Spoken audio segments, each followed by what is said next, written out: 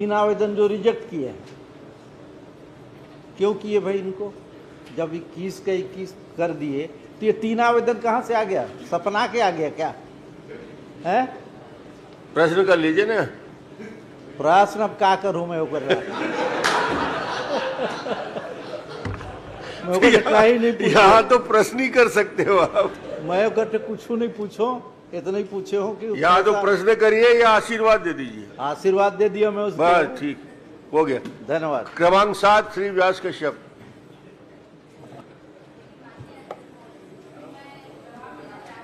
अच्छा, 1 मिनट, जवाब देना चाहती।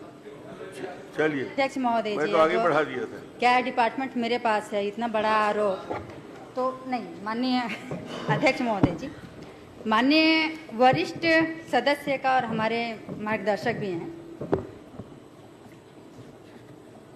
उनके प्रश्न में ये था कि बैकुंठपुर जिला कोरिया, उन्होंने अपने प्रश्न में ये पूछा है कि बैकुंठपुर जिला कोरिया में कितने आवेदन दिव्यांगों के आए हुए हैं।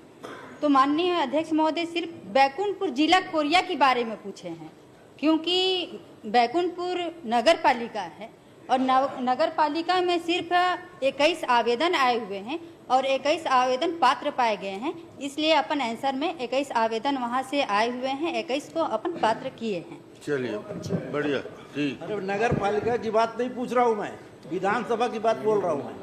कितने आया है? आप बोले 21 के अलावा नहीं आया। अभी सुशासन त्योहार में इतना आवेदन आया, इतना आवेदन, निराकरण कहाँ हुआ है? माननीय अध्यक्ष महोदय, 21 आवेदन सिर्फ बैकुंठपुर से प्राप्त हुए थे और अगर मैं बात करूं जनपद पंचायत बैकुंठपुर की, तो वहां से 368 आवेदन आए हुए हैं और उसमें अपन निराकृत किए हैं, कुल स्वीकृत किए हैं जो वो 265 और अपात्र हुए हैं 103। माननीय अध्यक्ष महोदय जी, 21 आवेदन बता रहे हो और 265 बता रहे हो, तो मैं तो पूछा हूँ भैया कि हमारे विधानसभा का ही बता दो। तो केवल 21 आवेदन आया, 21 का 21 निराकरण हो गया। तो ये 3 आवेदन भैया कहाँ से आया है? उसी में से तो मैं निकलवा के मंगवाया हूँ। 21 के बाद 3 कितना होता है? माननीय अध्यक्ष जी, भैयालाल जी कोई आवेदन आया क्या, उसका निराकरण हुआ कि नहीं हुआ, वो महत्वपूर्ण है। नहीं, अब मैं तो उस बारे में पूछिए नहीं रहा हूँ।